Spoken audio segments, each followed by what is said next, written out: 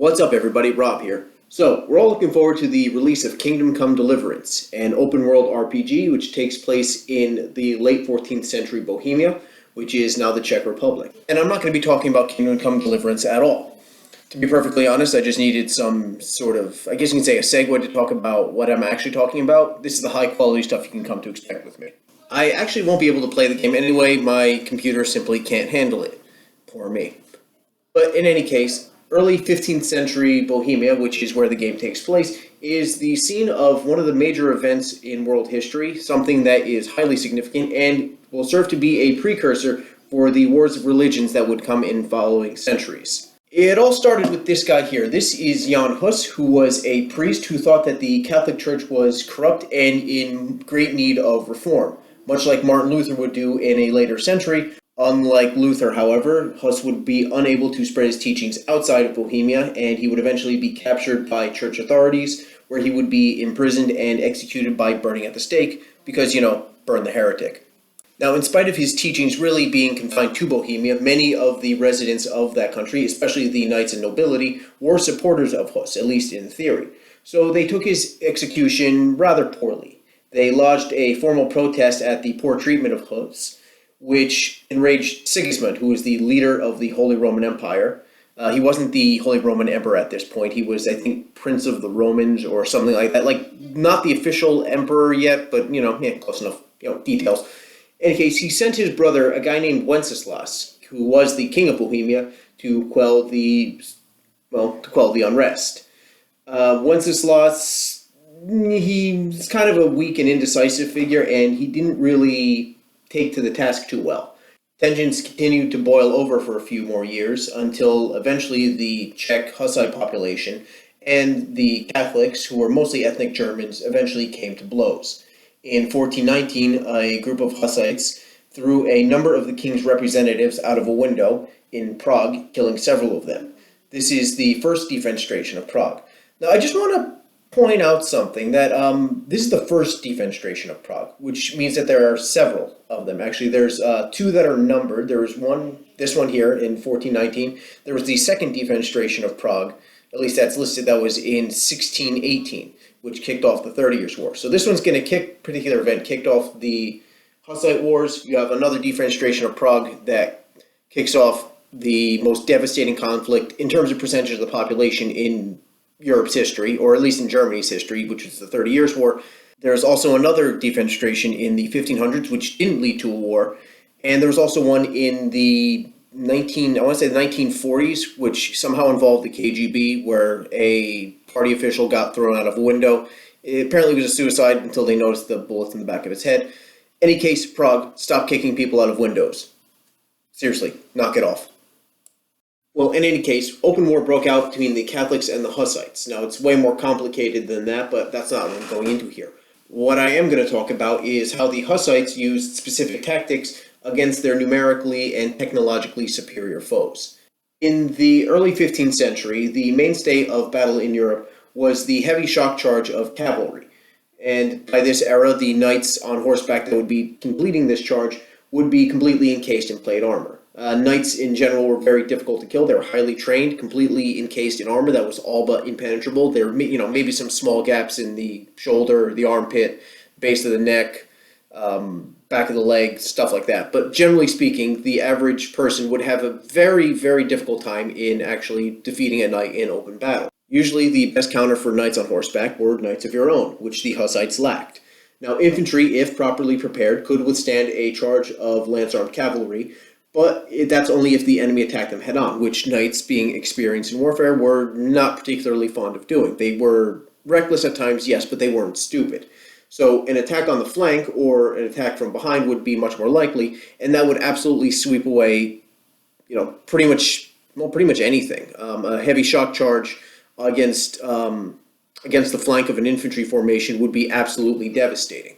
So the key to fighting knights on horseback is don't get caught out in the open. Terrain was always one of the big detriments. Cavalry really needs, big, flat, wide open space to be able to move and maneuver properly. So don't give them this. Now, sometimes the terrain doesn't exactly accommodate this, and so to compensate, the Hussites used war wagons. So under the direction of this guy here, this is Jan Ziska, and I'm probably mispronouncing that, sorry. The Hussites made extensive use of war wagons. Now, it's so simple, yet it was so surprisingly effective. I honestly have no idea why it didn't really catch on, but whatever. That's another story for another day.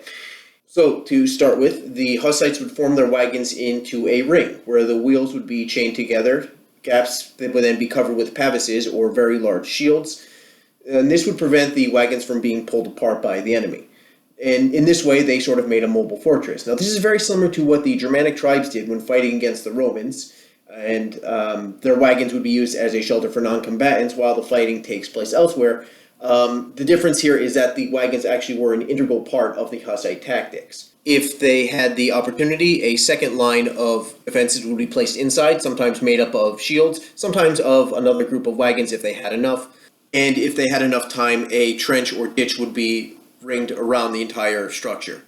So the wagons would be set up, and whatever cavalry the Hussites have would be inside of this mobile fortress. So with everything set up, the battle would commence. It would start with the Hussites provoking the enemy to attack them.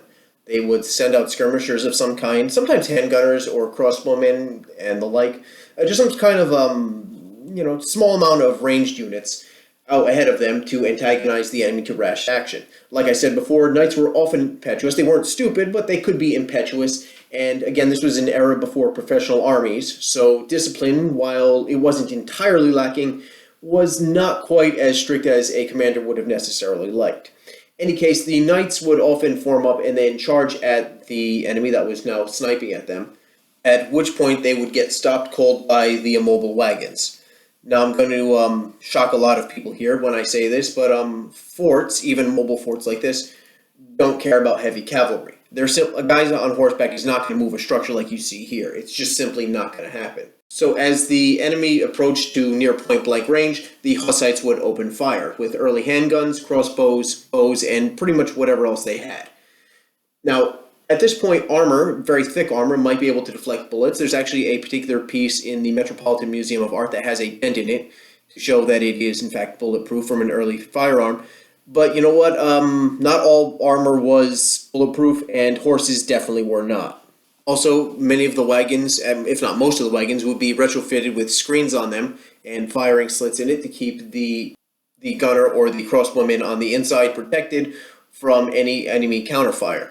In this way, the Hussites managed to turn open field battles into siege battles, where cavalry is useless. You can't really have a knight on horseback, shock charging a castle wall, so they pretty much brought the castle to the battlefield. Now, one of the more important aspects of a battle is that of momentum, seizing the initiative, basically making the enemy react to you, and basically acting according to your own interests and not reacting to what the enemy wants to happen to you.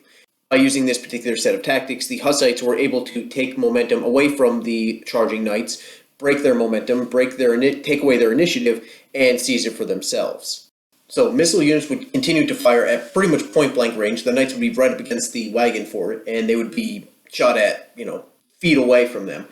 And any infantry who would be assigned to each of these wagons would be attacking the enemy from the protection of the wagons themselves. Now, they would use standard armaments of the Middle Ages, spears, swords, maces, axes, and all that stuff. But in particular, two types of weapons that particularly would stand out in this particular method of warfare. The first would be the halberd, which is basically a long spear with an axe blade on it. You see it right there. There's a halberd on this particular wagon.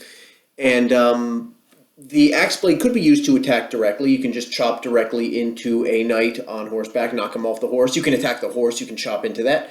But more often than not, it would actually be used as a giant hook, and you would reach out and hook the knight, rip him off of his horse, knock him down, where you can stab him in his face at your leisure.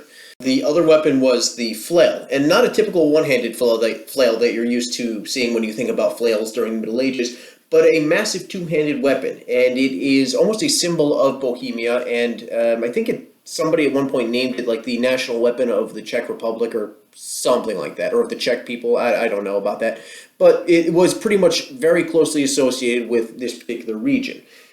Just look at that thing. Is like a war crime, just using that thing. It's just this two-handed club that just smashes everything. It's an evil looking weapon, and it's completely awesome, and I would like to get a hold of one eventually, but I'm way too cheap. In any case, they would, hang off the side of a wagon, and as a knight would come by, they would swing this thing and bash them repeatedly in the face with it till they fell off their horse in a bloody pulp.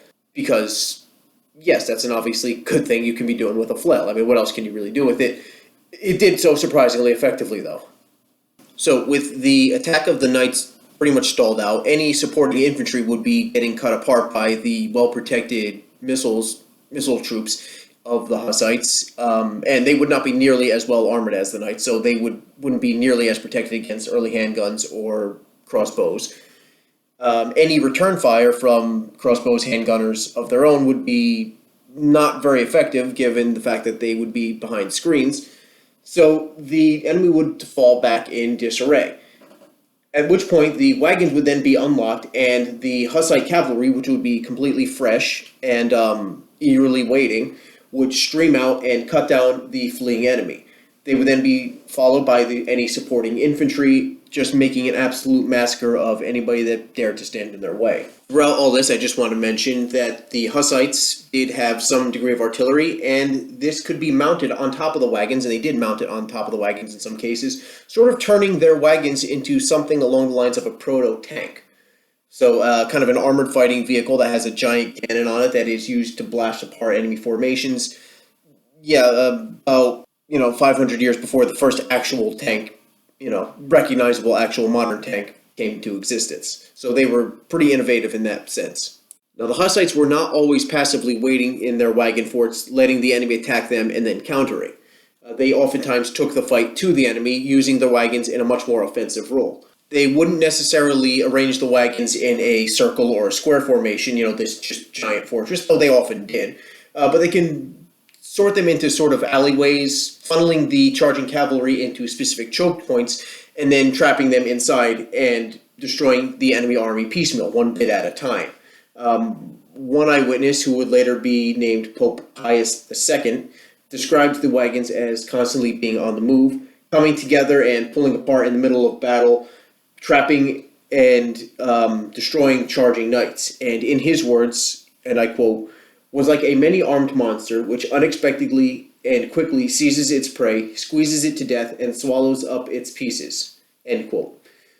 He then continues on by saying that any of the knights who escaped this labyrinth of constantly shifting wagons would be separated and isolated, which would be easy pickings for Hussite cavalry or the supporting infantry. So the wagon forts wouldn't only be used as a defensive structure, but also to take the fight to the enemy, trapping them, breaking them apart piece by piece, and overwhelming their numerically superior and technologically superior enemies.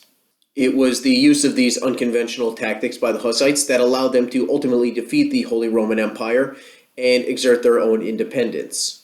Well, sort of. There would eventually be a split among the Hussites between a more radical faction and a more moderate group. The moderates and the Catholics would eventually unite themselves and crush the rebelling radicals, but that involves a lot of politics and stuff that I'm not going to get into here. But suffice it to say that the wagon forts were instrumental in the initial Hussite victory and allowed them to hold out against the numerically and technologically superior Holy Roman Empire, the Teutonic Knights, and scores of others. Now, the question that I have, though, is, and this is an actual question, it's not rhetorical, I mean, why were these tactics not really used? I mean, I really cannot, for the life of me, figure out why this wasn't used more often or why this didn't spread outside of Bohemia.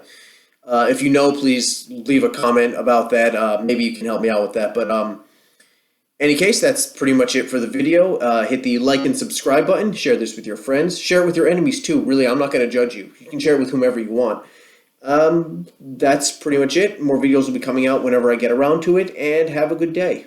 Or don't have a good day. You're an adult. Have any kind of day you want. See ya.